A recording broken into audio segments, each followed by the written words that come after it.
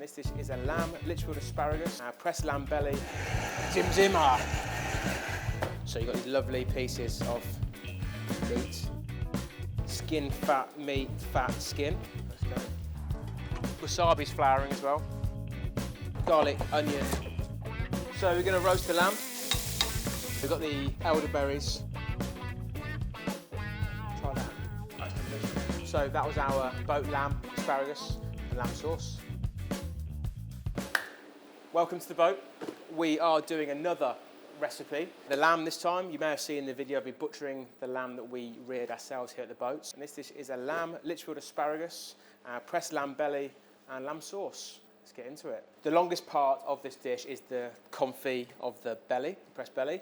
So what we need to do with this first of all is we've taken off the saddle, we've taken the loin off and we've chopped it in two. So you've got these lovely pieces of meat, fat, confit them nice and slowly, press them, chill them, and then we can slice a nice piece off to go with the dish. So we're going to make a herb salt, and we're going to salt the bellies to season them and to toughen them up, strengthen them up, and it'll help when they hold together when we're cooking them as well. So we're going to use the rock salt, and we're going to blend in trim of herbs. So we're going to take all the tops or the straggly ends of some chives. We've got thyme in there as well, and then just blend that all up. And the moisture from the herbs will start to break down the salt, and it'll help it spin. So you've got a lovely green herb salt there. So you don't need too much on the flesh side, because otherwise it'd be far too salty. You lay them down on the fat side, and on the fat side again. And then you're going to sprinkle a little bit over the flesh, sandwich them, like this. I'm crying, I don't know, there's chives in my eyes. And then more so can go over here. Yeah, warning, don't breathe in the, after you've blended it. Oh. That's going to be on salt for an hour, and then we're going to wash it all off, and then we're going to slow cook it in an oven. But we're going to bath them 75 overnight, 6-7 hours at least, and then we're going to press them flesh to flesh in the fridge, and then when they're totally chilled, we have a lovely piece of lamb belly that we can roast off and just sit on the plate. Right, I'll get this in the fridge. What we're left with is this lovely pressed belly. As you can see, the fat's come out of it. So this fat can be used, that's been cooked, that lamb fat has. So that can be used to finish sauces and everything else. I'm just going to trim the belly. So it holds together remarkably well. So it has lovely pieces, these lovely like cubes of skin, fat, meat, fat, skin. We'll keep that on section. So in service, check's called on, and then we start roasting that off and letting it rest ready for to be plated. The next part is the most integral part of the dish. This is the lamb mousse, which goes over the loin, using up all of the pencil fillets and any trim we have from the carcass. This is what we have here. So you've got another dish that has a mousse on it. It's a very similar way, but this takes a bit more to break down because lamb's a bit of a firmer meat. Protein, egg white, cream, salt. Very, very, very simple, very same. It's got some water into this machine. It's cracked here, it's been poked so many times that one of the buttons gone, but it still does a great job. And again, you're getting that lovely soft. But now we're going to make a little bit of a sausage ballantine, poach it off, test it for seasoning. But yeah, get that mousse over ice. So we're just going to pass this to get rid of any of the little bits of sinew that haven't blended properly, excess bits of meat. We have cleaned up the loin. We can portion this up now into about 90 to 100 gram portions. And I'll take a piece and we'll get it moused. So yeah, we're just going to just like that. So the crepinette or caul fat is casing, so stomach lining. So we're going to use this to keep that mousse on the lamb. So just going to wrap it up, little present. The more you put on, the more you need to render in the pan. So we're just going to make this like a nice thin layer, but then by doing that you still have to be nice and delicate when you're sealing it and you're roasting it off.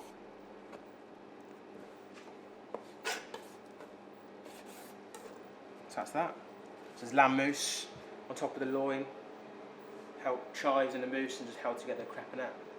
So we'll just sit that in the fridge now, and then ready for service. We'll roast it in the pan gently so the crepinette doesn't split. And then, yeah, 6-7 minutes for that, and it's let it rest out and ready to go. So Lichfield asparagus, lovely, just in season now. So the woody part, first of all, we're going to lose the woody part. Keep bending the asparagus and it will just pop where it becomes woody, less woody, and it will snap exactly where you need it to snap. So we're just going to pick these down. And then we're going to score with a knife around here. And then we're going to use a peeler to peel down to where we've scored. So we get a lovely...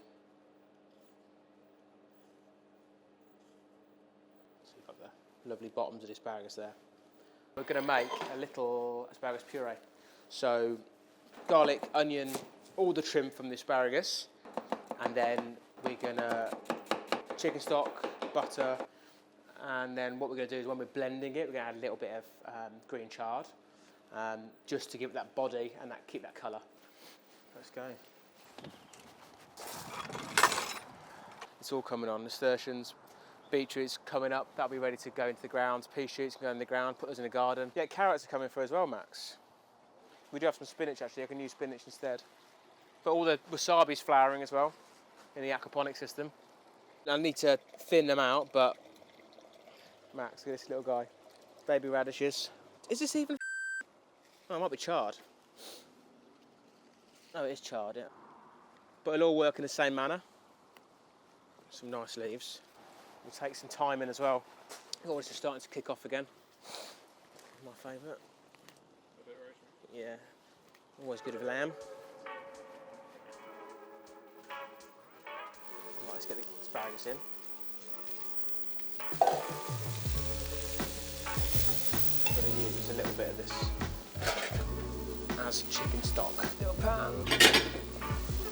Just bring that to the boil quickly, and then that'll be our stock. Right, so sweating the asparagus off with the onions, the garlic, and we've got our chicken stock here we're going to put in as well.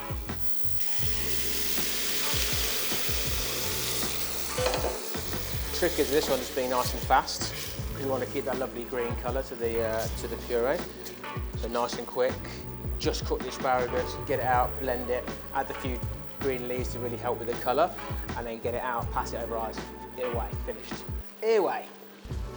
So now we're just going to put this into the blender.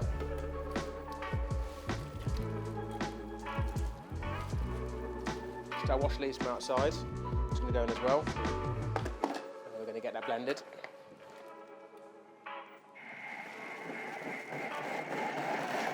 Zim zimmer. I'll keep blending that till it's nice and smooth.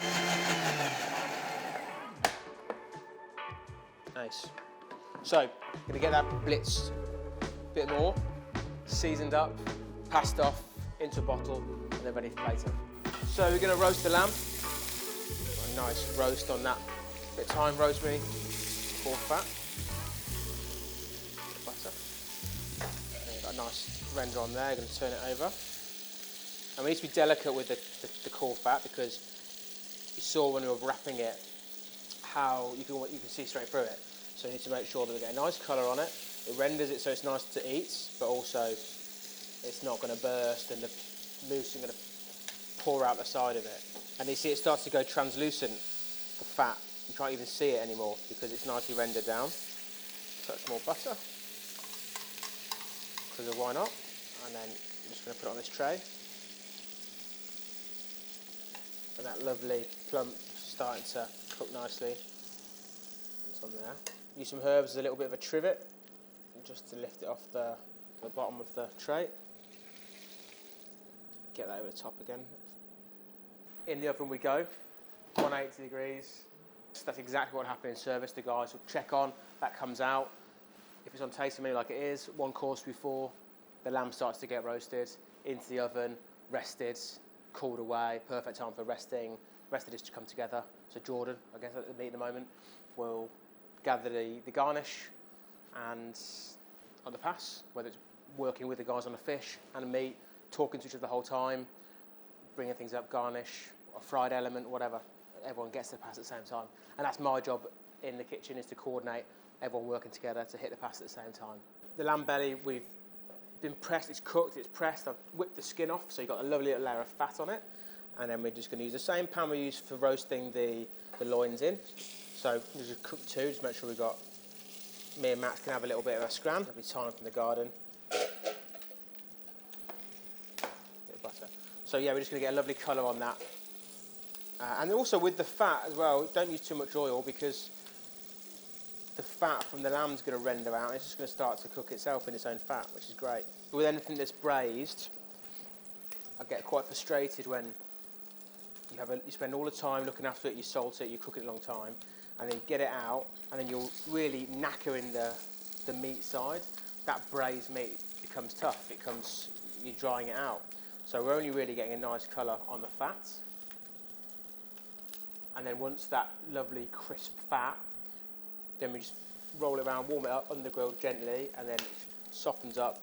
There's no need to do any more harsh cooking on it. So we've got the elderberry capers. So this is when they were early in the growth, they go green. So just before they turn into the berries, they, well, it's underripe. So we salt them and then we pickle them so they're like a burst of flavour. It's a lovely way of finishing a dish. So I'm coming. I'm coming. Lovely.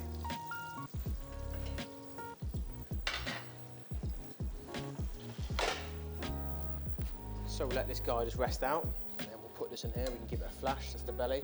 We'll give that a flash when it's needed. So this is the double chicken reduction, but then we've made a lamb sauce. Our sauce is all made from scratch, all in house.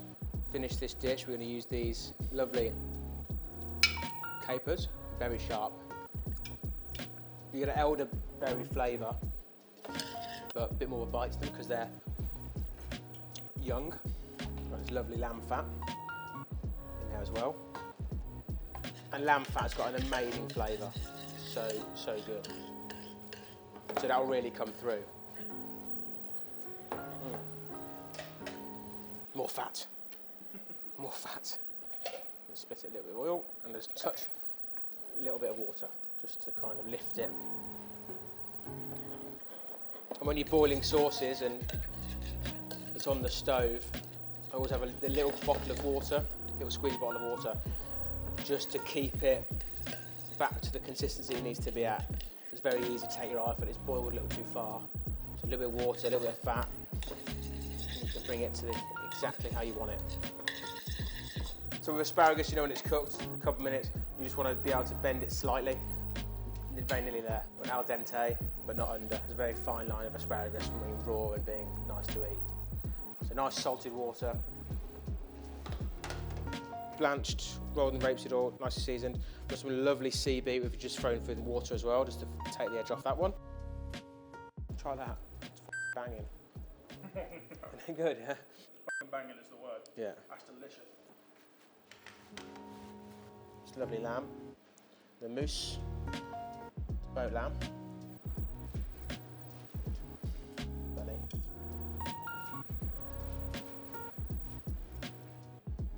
So yeah, this is the asparagus puree which we made earlier on. It's been passed off into the bottle. Then finishing with these lovely sea beet leaves. So that was our boat lamb, asparagus and lamb sauce. So thanks for watching, hope you enjoyed it.